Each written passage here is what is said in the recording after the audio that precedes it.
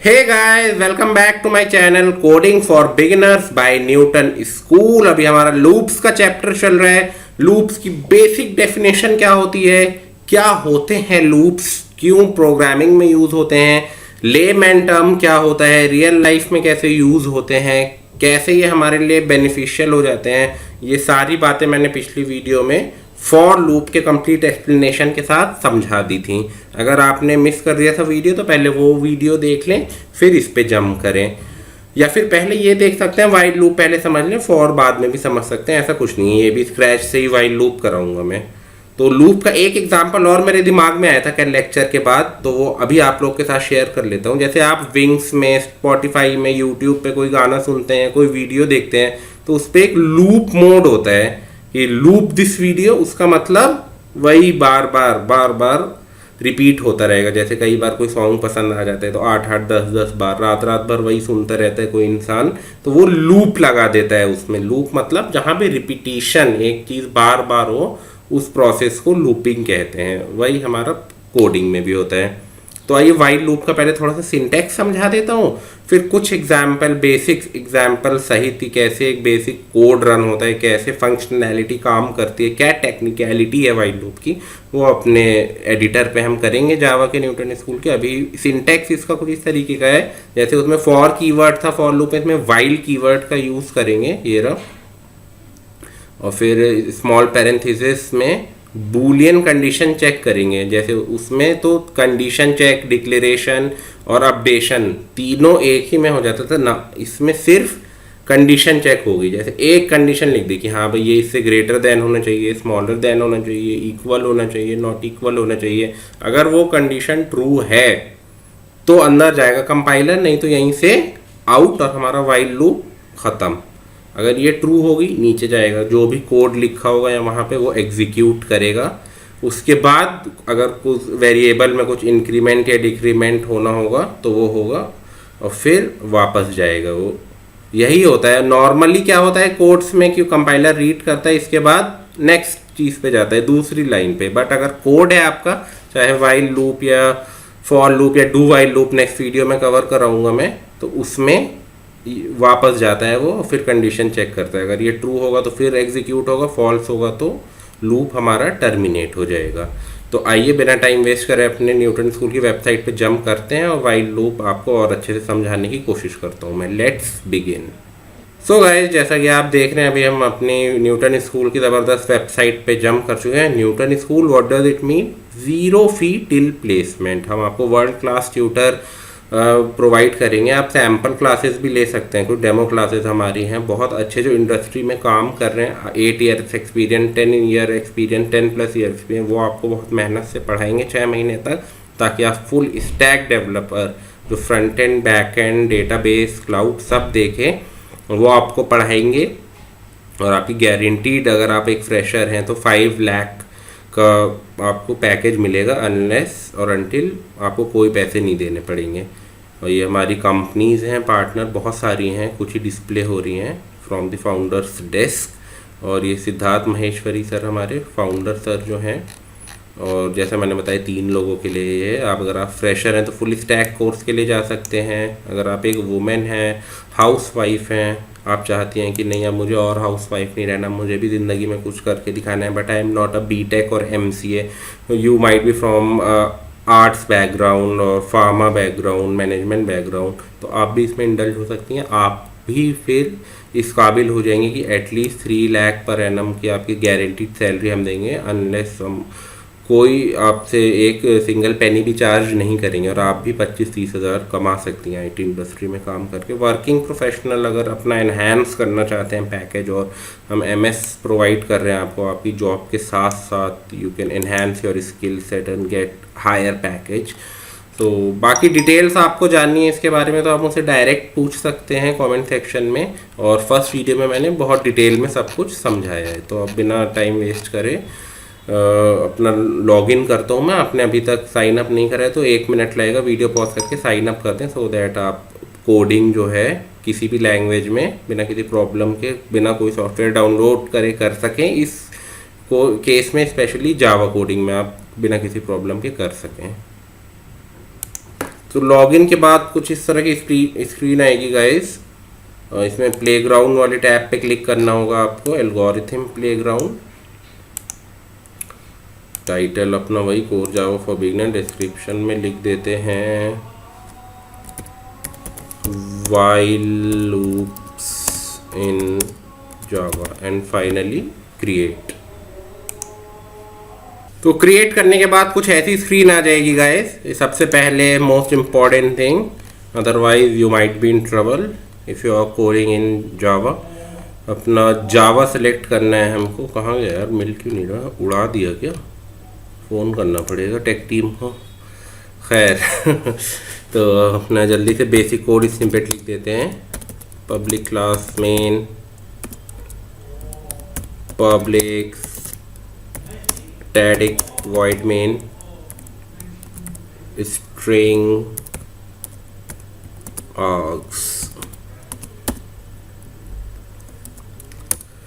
जैसे मान लीजिए हमें वही वाले एग्जांपल ले लेते हैं, 1 से 10 तक नंबर प्रिंट करना है। तो एक तो हमारे पास है, हम 1 2 3 4 5 6 7 8 हर लाइन में लिखें।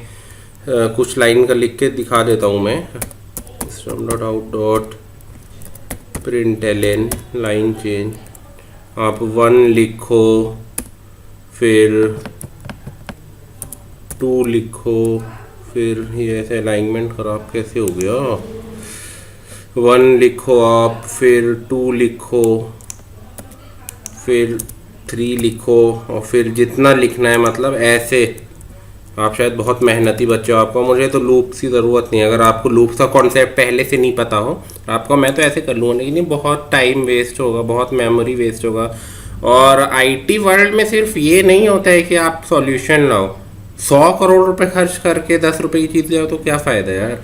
जितना कम से कम पैसा लगे, कम से कम मेमोरी लगे, जल्दी एग्जीक्यूट हो। अभी ये सारे कोड हमारे 1 सेकंड में एग्जीक्यूट हो जाते हैं, तो इसमें नंबर ऑफ़ लाइंस बहुत कम है।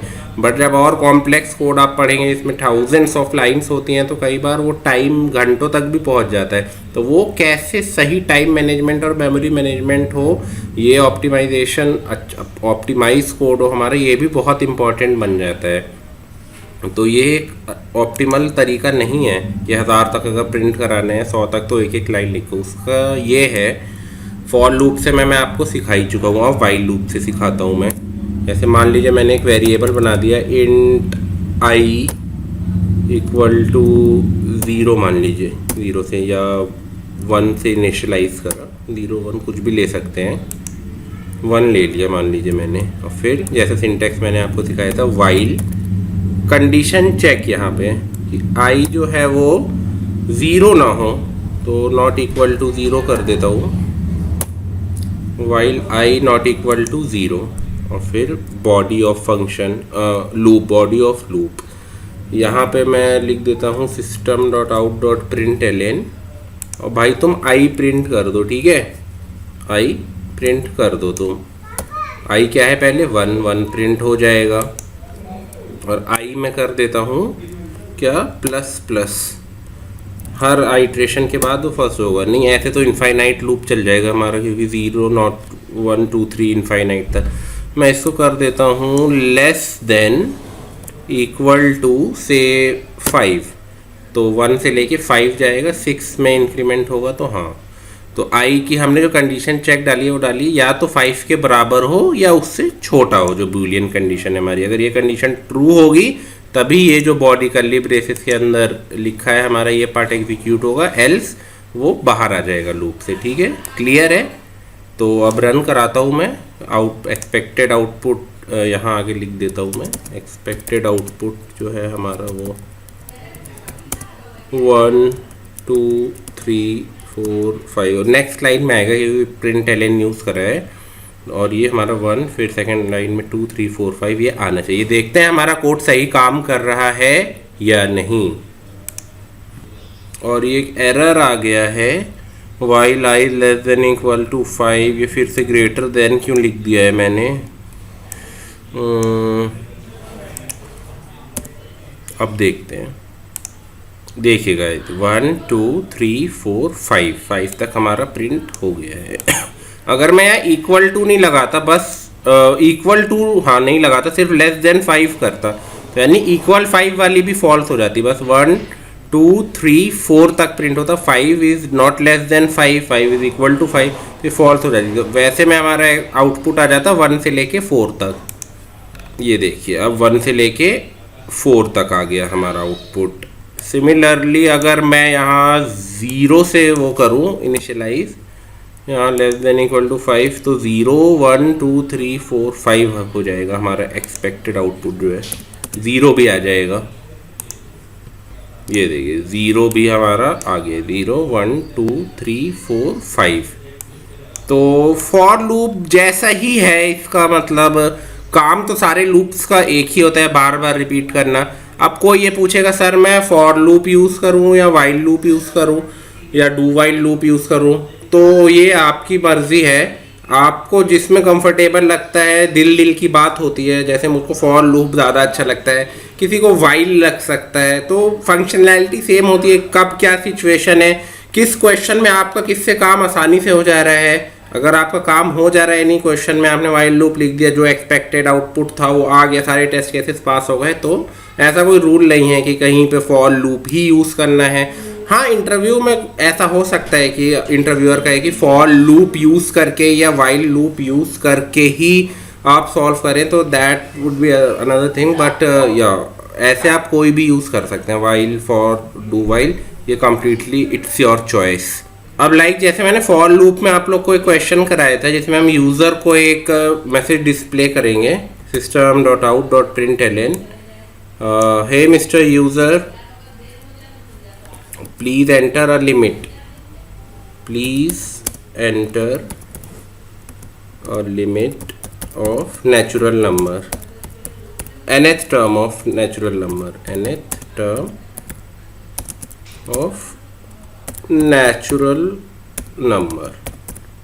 और मान लीजिए क्वेश्चन है कि आपको रिवर्स ऑर्डर में चाहिए, जो भी लिमिट डालेगा वो 10 डाला, तो आउटपुट आना चाहिए 10 9 8 7 6 5 4 3 2 1, 0 नहीं आएगा, तो इनिशियलाइजेशन 0 से हटा देंगे, यहाँ पे 1 कर देंगे। एक्सपेक्टेड आउटपुट वाली लाइन उड़ा देता हूँ मैं, कमेंट वाली, कन्फ्यूज़न ना हो आपको कोई।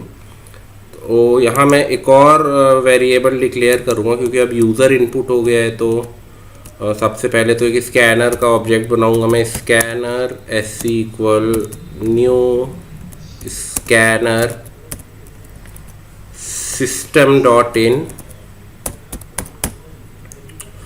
फिर एक और इंट n बना लिया मैंने, मान लीजिए n equal SC dot next int. ठीक है, यहाँ तक हमने यूज़र इनपुट ले लिया, नो सरप्राइजेज व्हाट्सोएवर। एक चीज़ और करनी है यहाँ पे, इंपोर्ट, क्योंकि अब हम यूज़र इनपुट ले रहे हैं तो इंपोर्ट करनी पड़ेगी हमें scanner class, import Java dot यूटिल dot scanner. ठीक है, तो ये हमारा सब हो गया है। तो यहाँ पे लेस देन 5 के बजाय मैं लिख दूंगा less than equal to n, नहीं अब रिवर्स ऑर्डर में चाहिए ना, तो ग्रेटर देन 0 कर देता हूँ, या नॉट इक्वल टू 0 कर देता हूँ, तो 0 के इक्वल ना हो।